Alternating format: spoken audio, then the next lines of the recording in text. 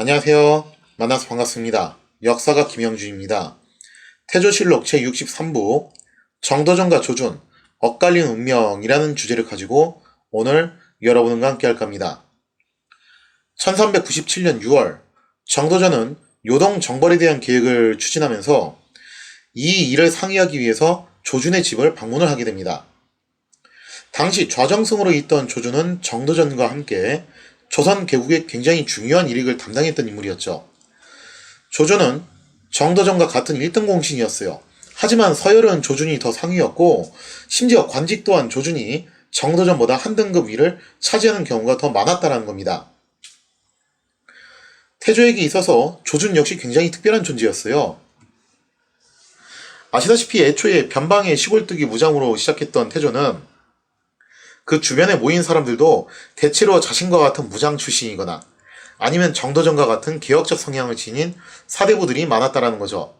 즉, 기존 고려에서 기득권을 차지하고 있던 귀족들은 보통 이인임이나 최영, 이색 등을 지지를 했지 태조를 지지하는 경우는 좀 드물었다는 거예요. 하지만 조조는 달랐습니다. 조조는 분명 기득권층인 귀족 출신임에도 불구하고 기존의 구 세력이 아닌 태조에게 힘을 보태주었다는 겁니다. 또 조준은 일처리 솜씨가 굉장히 뛰어났기 때문에 예전에 이제 조준에 대해서 설명을 드린 적이 있죠.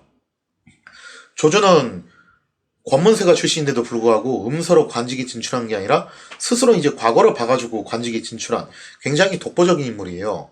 거기다 이제 왜구들이 한참 설치고 다닐 때 그 왜구들을 토벌하는 사령관 역할을 맡아서 또 그때 당시에도 이 왜구 토벌에 굉장히 큰 기여를 했던 인물 중 하나입니다. 어떻게 보면은 문과 무 양쪽을 다 고루 갖춘 인물이라고 볼 수가 있겠죠. 즉, 정몽주하고 좀 상당히 유사한 그런 능력치를 갖고 있는 인물이었어요. 거기다가 이제 조준이 대사원으로 재직하던 시절에 굉장히 이제 뛰어난 일처리 솜씨를 보여줬는데 정말 단번에 권력의 실세였던 조민수를 날려보낼 정도로 상당히 치밀한 인물이었다는 겁니다. 그런 조준이 태조를 도와서 개국의 힘을 보태줬으니 태조 입장에서는 조준의 존재가 굉장히 고마웠겠죠. 이처럼 조준은 태조의 신임을 받는 신하인 건 분명했어요. 그런데 아쉽게도 태조하고는 그 이상의 관계를 만들어내지는 좀 못했던 것 같아요. 즉, 태조는 조준에게 항상 높은 관직을 부여해주고 우대를 해주고 존중은 했지만 정도전처럼 허물없이 지내는 관계까지는 아니었던 것 같아요. 이는 태조와 정도전이 둘만의 특별한 만남에서 시작해가지고 특별한 관계를 구축한 거하고 다르게 조준은 뜻을 함께하는 동지로서 대우는 받았지만 정도전만큼 특별한 관계까지 발전은 못했다라고 우리가 좀 생각을 해볼 수가 있겠죠. 이거를 좀 이제 굳이 비유를 하자면은 삼국지로 비유하면은 그런 거 있잖아요, 그죠? 삼국지 연의에서 말하는 소위 말하는 오호대 장군. 그 오호대 장군 보면은 관우장비 조은 같은 경우는 정말 유비하고 오랜 세월 동안 생사고락을 하면서 특히 관우하고 장비 같은 경우는 형제처럼 그렇게 이제 대우를 받았잖아요, 그죠? 의형제. 정서에도 그건 명시돼 있어요. 형제와 같은 대우를 받았다. 뭐 조은 같은 경우는 이제 친구처럼 대우를 받았다고 그렇게 이제 돼 있는데, 근데 여기 이제 같은 오 대장군 반열에는 올라갔지만 마초하고 황충의 경우에는 조금 궤가 다르죠. 그러니까 특히 마초 같은 경우는 제호 출신이고 급이 원래 있던 사람이다 보니까 유비가 꽤 존중은 해줬어요. 존중은 해줬는데 관우나 장비나 조은한테 보내줬던 그런 엄청난 친밀감이나 신뢰는 좀 부족했다는 거죠. 그러니까 이런 거하고 좀 유사한 관계라고 생각을 하시면은 되지 않을까 그런 생각이 좀 듭니다. 그러다 보니까 얼핏 태조 시기의 조선 조정은 정도전과 조준을 축으로 하는 그런 쌍두마차 체제인 것처럼 보여도 실상은 전체적인 분위기를 움직이는 것은 결국 정도전일 수밖에 없었어요. 이것은 그만큼 정도전에 대한 태조의 신임이 각별했다는 것을 의미를 하고 조준 역시 이 부분에서 정도전과의 차이를 분명히 느꼈다라는 거죠. 아마 그랬을 거예요. 그래서 그랬는지 아니면 어째서 그랬는지 요 시점쯤부터 해가지고 조준이 좀 묘한 행동을 합니다. 정도전은 이제 조준이 이 요동 정벌에 대해서 어느 정도 이제 동의를 해줄 거라고 생각하고 갔어요. 갔는데 예상 밖으로 조준은 정도전의 요동 정벌에 대해서 굉장히 강한 반대를 표명을 했다는 거죠. 그리고 이는 태조를 상당히 당혹스럽게 만들기에 충분한 상황이었다는 겁니다.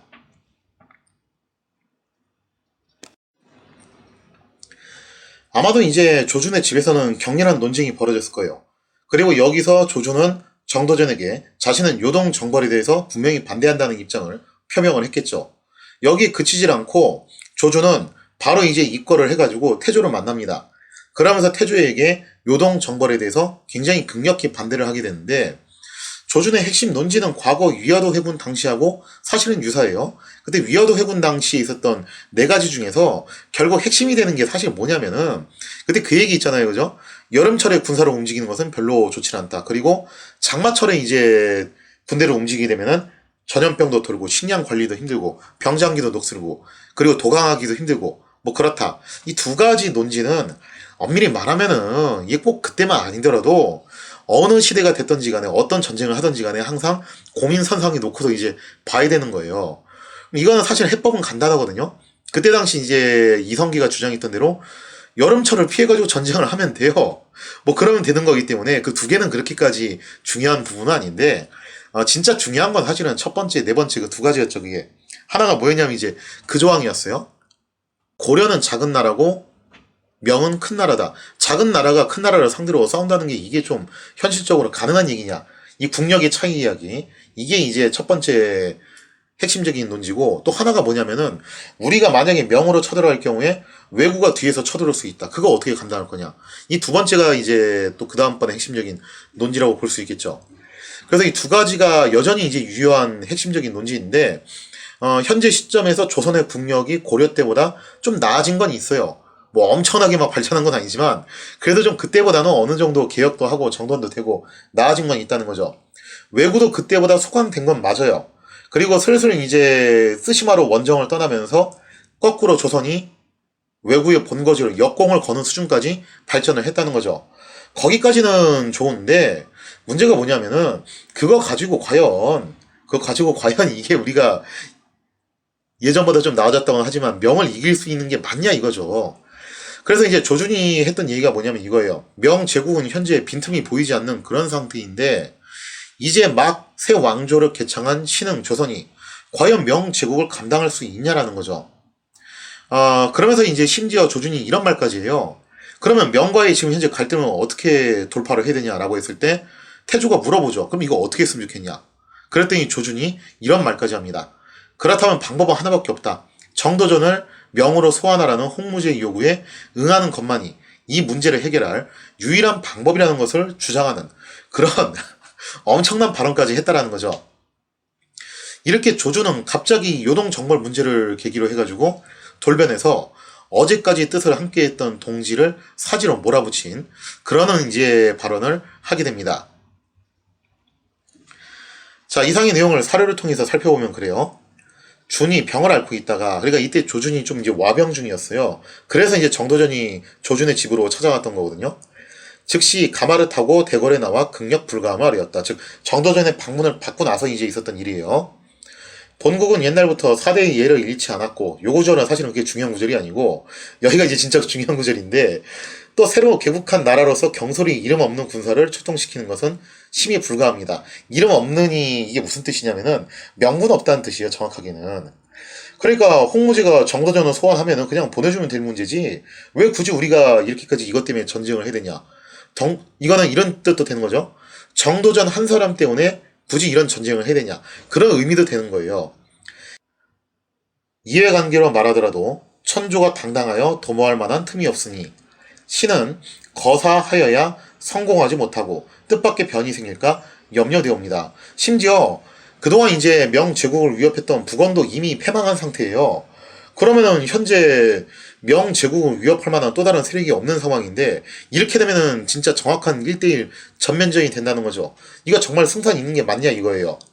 그러고서 이제 그 뒤에 뭐라고 써있냐면은 임금은 이를 듣고 기뻐하였다라고 돼 있는데, 제가 볼 때는 요거는 조금 자기적이에요. 무슨 얘기냐면은 누차 설명드렸지만 이게 태조실록이 언제 쓰여진 거냐면은 태종 때 쓰여졌고, 편찬위원장 자체가 이제 한윤이거든요. 그래서 사실 실제로 태조 입장에서는 정도전은 하자고 그러고 조주는 이거 하지 말자고 했을 때, 여기서 이 얘기를 들었을 때 무슨 생각을 했겠어요. 기뻐하는 게 아니라 오히려 좀 곤혹스러워 했겠죠. 아, 이거 어떻게 하지? 서로 어떻게 이렇게 오른팔 왼팔이 정반대로 어쩜 이렇게 얘기를 하냐. 원래 그게 이제 정상적인 상황인데, 근데 왜 이 구절이 들어갔냐면은 태종 이방원 측에서는 나중에 왕자의 난을 일으키면서 꾸준히 그렇게 몰아가는 겁니다. 정도전이 홍무제의 타깃이 되자 자기가 이 위기를 벗어나기 위해서 무리하게 요동 정벌을 단행을 했다. 그래서 그거를 막기 위해서 우리가 왕자의 난을 일으켰던 거다. 이것도 이제 하나의 이유 중 하나였어요. 이 명분 중 하나로 이걸 또 이제 내세우게 되는데, 그러면 이 명분이 완성이 되려면은 태조가 정도전을 적극적으로 지지한 게 아니라 정도전이 태조를 속였거나 혹은 태조를 찍어 누르고 자기가 월권을 행사해서 이걸 추진했다. 이런 식의 논리가 돼야 되잖아요. 그죠? 그래서 아마도 여기서 이제 조준의 반대가 나왔을 때 태조가 이 말을 듣고서 기뻐했다라는 구조를 삽입한 게 아닌가라고 추정을 합니다. 이건 뭐 개인적인 제 해석이에요. 왜냐면 이게 정도전과 조준이 태조의 오른팔 왼팔이고 이 두 사람이 또 정확하게 정반대의 이야기를 했고 그 이후에 어쨌든 태조가 정도전에서 지지를 표명했던 걸로 봐서 이 말을 듣고 기뻐했다는 건 좀 앞뒤가 안 맞아요. 그건 아무리 봐도. 그래서 저는 그렇게 해석을 한다라고 좀 이제 이렇게 설명을 드리고요. 자, 다음 판 사례를 놓고 보면요. 여기서 이제 이 얘기가 나와요. 정충년의 고황제가, 여기서 말하는 고황제가 홍무제입니다. 본국의 표사가 이제 바로 그 표문을 말하는 거예요. 그 안에 희모하는 내용의 글자가 있다요. 희모가 이제 희롱한다 라는 거죠. 홍무제를 모욕하는 글자. 그 표전문 사건을 말하는 건데, 그래서 사신을 보내 그 글을 지은 사람 정도전을 잡아 경사로 보내게 하였는데, 여기서 이제 참고로 혹시 착각하시는 분 계실까봐 그러는데, 당시 명의 수도는 북경이 아닙니다. 북경이 아니고 남경이에요. 북경으로 천도하는 건 나중에 이제 영락제 때 천도를 했던 거고요. 자, 아무튼 이제 경사, 수도로 이제 보내게 했는데, 남경으로 이제 보내라는 거죠. 이때 태상왕이 준을 불러 비밀리에 의논하니, 대답하기를, 조준이 뭐라고 얘기하냐면은, 보내지 아니할 수 없다라고 그렇게 얘기를 해버리죠, 여기서. 그래서 이미 이때부터 조준과 정도전은 서로 이제, 각각 다른 길로 가게 됐다. 뭐 그렇게 볼 수가 있겠죠.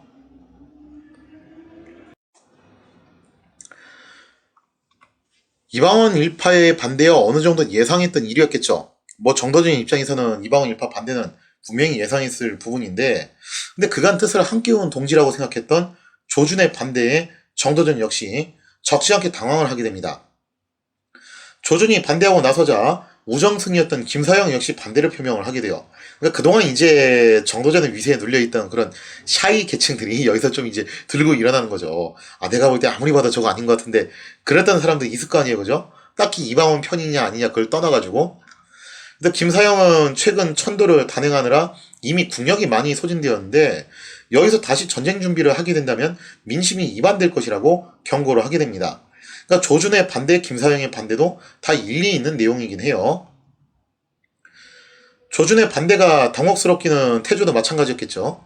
사실 조준의 반대 논리도 일리 있을 뿐만 아니라 태조 입장에서는 아무래도 과거에 최영이 무리하게 요동 정벌을 추진했다가 실각이 되었던 것을 자신이 똑똑히 목도했기 때문에 여기에 대한 트라우마가 있을 수밖에 없어요. 그때 최영 선배도 저랬다가 한 방에 훅 갔는데 이거 나도 이러는 거 아니야? 그러면 여기서 이제 태조도 위축이 될 수밖에 없잖아요. 이에 대해 정도전의 오른팔이었던 나무는 태조에게 대놓고 불평을 터뜨리면서 뭐라고 얘기를 하냐. 조준과 김사영 모두 양곡이나 계산하는 데 쓸만한 인물이지 큰 일을 할 인물이 아니라고 하면서 정말 이제 대놓고 이제 돌직구를 날려버려요. 자, 그래서 이제 이것 때문에 이 이후부터 점점 정도전과 조준의 사이는 갈라지게 되고 양자 사이의 알력이 심화가 되었다라고 볼 수가 있겠죠. 자, 이상의 내용을 사료를 통해서 보면 이렇습니다. 남원이 9년이 아래였다. 그러니까 이제 왕한테 대놓고 뭐라고 얘기한 거냐면 태조한테 이렇게 얘기해요. 두 정승은, 여기서 말하는 두 정승은 조준과 김사영을 말합니다. 몇 말 몇 대를 출납하는데 가하지만은, 그러니까 양곡 계산을 한 데는 쓸만하지 큰 일을 더불어 도모할 수 없다 라면서 대놓고 이제 디스를 하는 거죠. 이것으로 말미암아 은 등이 준과 틈이 생겨. 자, 그러니까 이제 본격적으로 정도전 일파와 조준 사이에 갈등이 생겼다고 볼 수 있습니다. 뒤에 은이 준을 임금에게 무함하니 임금이 노하여 질책하였다. 태조 입장에서는 괴로울 수밖에 없어요. 지금 같은 동지라고 생각했던 사람들이 서로 막 이제 디스하면서 돌직구 던지고 쇠직구 던지고 그러면서 싸우는 꼴을 보니 자기는 좀 이제 갑갑한 거죠. 자, 아무튼 태조의 고민이 깊어지는 가운데 여기서 정말 뜻밖의 소식이 들려오게 됩니다. 홍무지에 의해 억류되었던 정총, 김약항, 노인도 등이 모두 처형되었다는 소식이 들려왔다는 거죠. 사실 조선 조정은 이들의 귀환을 포기하지 않았어요. 그래서 억류된 이들을 군으로 봉해가지고 너네가 돌아오기만 하면 우리가 우대해주겠다. 그런 이제 의사표시를 꾸준히 해서 위로를 하는 한편 또 꾸준히 송환을 위해서 작업을 하고 있었는데 정말 뜻밖에도 그들이 만리타국에서 생을 마감했다는 소식이 들려온 것입니다. 자, 이상의 내용을 사료를 통해서 살펴볼게요. 이게 바로 제가 예전에 설명했던 그 사건인데 황제가 권근을 보고 노여움이 조금 풀려서 근과 총에게 날마다 문영각에 나가 여러 선비의 강론을 듣기를 명하고 장차 돌려보내려 하여 함께 옷을 주고 사흘 동안 돌아다니며 구경하게 하고 제목을 주어 시를 짓게 하였다. 그러니까 권근에 대해서 이게 말이 좋아서 억류지 사실상 파격적인 대우를 해준 거죠. 뜰 아래에서 하직할 때를 당하여 그는 내려준 옷을 입었는데 이 옷 얘기는 제가 예전에 했었죠. 총은 현비의 상사로 흰옷을 입었다. 자, 지금까지는 제가 옛날에 했던 얘기 그대로예요. 자, 그 이하 내용을 보면은 황지가 노하여 말하였다. 너는 무슨 마음으로 내려준 옷을 입지 않고 흰옷을 입었는가? 금만 돌려보내고 금위에게 명하여 총 등을 구문하게 하였다. 그러니까 그때 이제 정총, 김약항, 노인도는 흰옷을 입었는데 그게 이제 신덕 강씨가 그렇게 이제 세상을 떠나니까 본국에서 어쨌든 국모가 세상을 떠난 거잖아요.